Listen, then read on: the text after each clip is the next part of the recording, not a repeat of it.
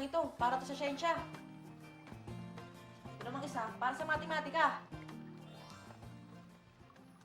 Ayun! Alam ko na! Di ba nabasa ko na mabuti ang kwento mo? Eh di magbibigay na lang ako ng mga mahalagang pangyayari para makatulong bumalik ang alaala mo. O sige, subukan natin. O sige! Ayon sa kwento, ubod ka ng lakas. Minsan, inutusan ka na nanay mo na bunutin ng sahig. Eh mas gusto mong maglaro sa labas. Kaya isa-isa mong binunot ang mga pako sa sahig. Oo, tama. At saka ako binunot ang sahig. Oh! Dahan-dahan lang! Eh, pambihira ka naman, oh! Eh, bakit ba hindi mo pa tinapos bunutin yung sahig? Eh, ang lakas-lakas mo naman! Oo nga, no? Pagalitan tuloy ako ni nanay. Sensya ka na, ha? Sabi rin dito sa kwento, nagpatumba ka rin daw ng puno. Minsan, pinapitas ka ng tatay mo ng buko. Eh, tinawag ka ng mga kalaro mo. Niyugyug mo na niyugyug ang puno hanggang mahulog lahat ng bunga. Oo, tama. At saka yuyugyug Ay! ka ganito. Ay! Huwag mo naman, oh!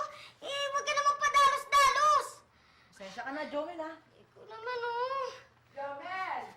Ano bang ingay yan? Eh, lang, may nalaglag lang po. Kaya siguro nagagalit sa'yo yung nanay mo kasi hindi mo sila sinusunod na maayos. Eh, paano? Puro utos. Puro utos. Kailan ba naman ako pwede maglaro? Masayang maglaro at maglibang, pero kailangan natin tumulong sa gawaing bahay. Pareho pala tayo, Jomel. Hindi mo rin pala agad sinusunod ng utos ng lola mo. Kaya yan, napagsabihan ka rin tuloy. Kaya nga tinatapos ko na yung listahan eh. Teka. Ayan, may naaalala na ako. Alam ko na kung bakit ako nasa labas nung umuulan. Eh bakit nga ba? Kasi inutusan ako ni nanay na pumunta sa bukid. Tulungan ko daw si tatay na magbuhat ng mga kugon. Naku! Kawawa naman si tatay. Nabutan marahil siya ng malakas na ulan. At walang katulong magbuhat ng mga kugon. Eh ano pang ginagawa mo dito? O sige na, umuwi ka na, tulungan mo ang tatay mo! Eh, paano makakalat natin dito, Jomel? Ako na ang bahala dito, sige na! O sige, salamat ha, Jomel. Pakisabi rin sa lola mo, salamat. O sige!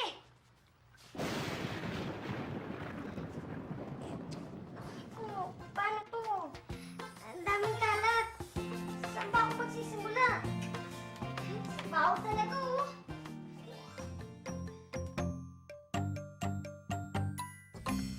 Maniniwala ba kayong ang pagbubuo ng kwento ay tulad din ng pagluluto? Halimbawa ng tinolang manok. Paghambingin natin ang mga elemento o sangkap ng kwento at tinolang manok. Ang tagpuan ang pinangyarihan ng kwento. Sa tinola, ang kaldero ang ating magiging tagpuan. Ang mga tauhan naman ang mga nagsisiganap sa kwento. Sa tinola, ang piraso ng manok at papaya ang ating magiging tauhan. Mahati sila sa tatlong bahagi. Gusto o mithi ng tauhan, ang mga balakid na kakaharapin at ang magiging kapalaran. Gusto, mithiin ng manok at papaya na maluto at maging tinolang manok. Balakid, walang panggatong ang magluluto. Matupad kaya ang gusto ng manok at papaya? Kapalaran, makakahanap ng panggatong ang magluluto at maluluto rin ang ating tinolang manok. Ang banghay ang pagkakasunod-sunod ng mga pangyayari sa kwento. Nahahati rin ito sa tatlong bahagi, ang simula, gitna at wakas ng kwento. Sa tinola, ito ang paghahanda ng mga sangkap, paglalagay sa kaldero at pagluluto at pagkaluto ng tinolang manok. Mahusgahan ang lasa o linamnam ng ating tinola kung titikman ang sabaw nito.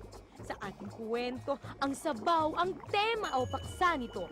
Kumikilos ang mga tauhan at nabubuo ang banghay para maipakita at maipaliwanag ng mabuti ang tema ng kwento.